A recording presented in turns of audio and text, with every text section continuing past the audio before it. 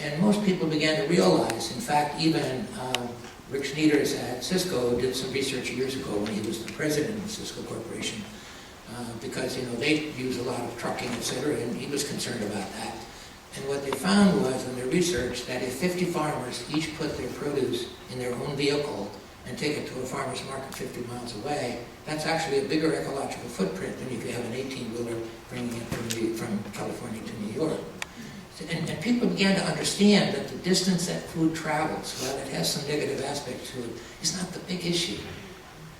But when they started to get involved in local food systems, they start to meet the farmers who are producing the food. They start to have these relationships and connections. They start to have these conversations at the farmers' markets and talk to each other and learn from each other.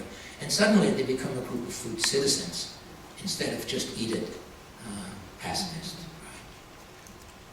And so we're now beginning to see this emergence. And part of this now is what's driving the new FoodHub movement. People all across this country and in other countries as well are beginning to say, wait a minute, we want food sovereignty. We want to be in charge.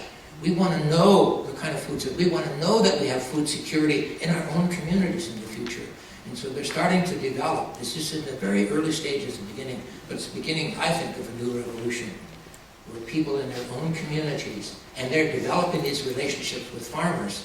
So today we call them urban farmers. I don't know what we're going to call them in the future, but they're going to be a network of farmers. And the food hub, some people prefer to use the term food shed. I actually prefer that. Some of these things, because food sheds are like watersheds. Watersheds are not all the same size. They're appropriate to their place. And food sheds will be the same way. And some of my friends who are thinking about the future in terms of the food shed movement, they're thinking now, and again, we humans are not good at predicting the future, and I'm aware of that. But you can still imagine the future. They're imagining a future in which the whole global food system is going to disappear because of all of these challenges. It can't be sustained anymore. And in its place, you're going to have these networks of food hubs, of food sheds, all over the world. And with our communication systems, we'll all be in communication with each other.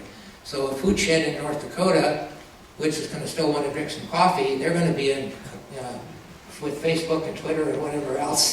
They're going to be in communication with some people in the global south to get their coffee beans, and in exchange they're going to send some of their wheat down to them, right?